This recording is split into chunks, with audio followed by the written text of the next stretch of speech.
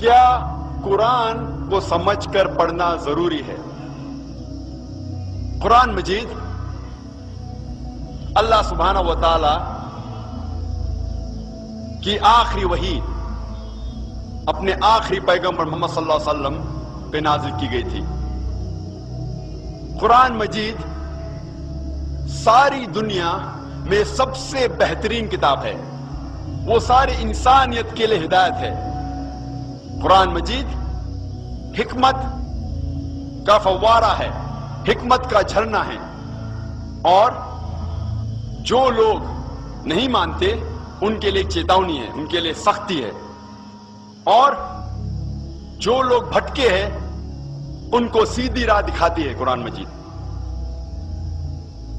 یہ قرآن شریف ایک ایشورنس ہے، جو لوگ کو ڈاؤٹ ہے ان کے لیے ایشورنس ہے، اور جو لوگ مشکلات میں ہیں ان کے لیے راحت ہے۔ یہ ساری خوبیاں کوئی بھی حاصل نہیں کر سکتا ہے جب تک وہ قرآن مجید کو نہیں پڑھے، قرآن مجید کو نہیں سمجھے، قرآن مجید پہ عمل نہ کرے۔ یہ ساری قرآن مجید کی خوبیاں ہم تبھی حاصل کر سکتے جب ہم قرآن مجید کو پڑھے، اس کو سمجھے اور اس کے اوپر عمل کرے۔ قرآن مجید سارے جہاں میں سب سے زیادہ پڑھی جاتی ہے، لیکن افسوس کی بات ہے کہ قرآن مجید وہی کتاب ہے جو سب سے زیادہ بنا سمجھے پڑھی جاتی ہے۔ یہ وہ کتاب ہے جو لوگ بنا سمجھے پڑھتے ہیں۔ اسی لیے ہم مسلمان اور قرآن مجید کے درمیان جو بندھن ہے، جو رشتہ ہے، وہ کمزور ہوتے جا رہا ہے۔ کتنی افسوس کی بات ہے کہ ایک شخص قرآن کے قریب آتا ہے، قرآن پڑھتا ہے، لیکن اس کے زندگی میں کوئی بھی تبدیلی نہیں آتی، اس کے جینے کے سٹائل میں، اس کے رہن سہن میں کوئی فرق نہیں آتا، اس کا دل ذرا بھی نہیں پگھلتا۔ افسوس کی بات ہے کہ کوئی قرآن مجید کے قریب آتا ہے اور اس میں کوئی تبدیلی نہیں آتی۔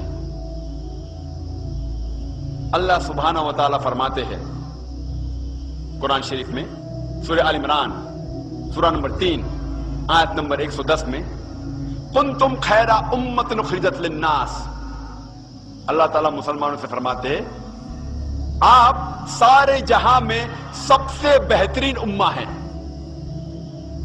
جب بھی کوئی تعریف کی جاتی ہے، جب بھی کوئی عہدہ دیا جاتا ہے، اس کے ساتھ ذمہ داری ہونا ضروری ہے۔ کوئی بھی عہدے کے ساتھ ذمہ داری ہونا ضروری ہے۔ جب اللہ سبحانہ و تعالیٰ اس آیت میں فرماتے ہیں، ہم مسلمان سے کہتے ہیں کہ ہم خیر امہ ہیں، سارے جہاں میں سب سے بہترین امہ ہیں، ہمارے اوپر کوئی ذمہ داری نہیں ہے؟ اسی آیت میں اللہ سبحانہ و تعالیٰ ذمہ داری بھی کہتے ہیں۔ اللہ تعالیٰ فرماتے تأمرون بالمعروف وتنہون عن المنکر وتؤمنون باللہ، کیونکہ ہم لوگوں کو اچھائی کی طرف بلاتے ہیں اور برائی سے روکتے ہیں۔ اگر ہم لوگوں کو اچھائی کی طرف بلانا چاہتے ہیں اور برائی سے روکنا چاہتے ہیں تو ہمیں ضروری ہے کہ ہم قرآن مجید سمجھ کے پڑھیں۔ اگر ہم قرآن سمجھ کر نہیں پڑھیں گے تو لوگوں کو اچھائی کی طرف کیسے بلائیں گے اور برائی کی طرف کیسے روکیں گے؟ اور اگر ہم قرآن مجید سمجھ کر نہیں پڑھے اور لوگوں کو اچھائی کی طرف نہیں بلائے اور برائی سے نہیں روکے تو ہم خیرہ امہ کہلانے کے لائق نہیں ہیں، ہم مسلمان کہلانے کے لائق نہیں ہیں۔ حدیث میں آتا ہے ابن ماجہ کی چیپٹر نمبر 16 حدیث نمبر 219، جو اللہ کے رسول کہتے ہیں یا ابو در، تم اگر ایک آیت کو سمجھو گے وہ 100 رکعت نفل سے بہتر ہے۔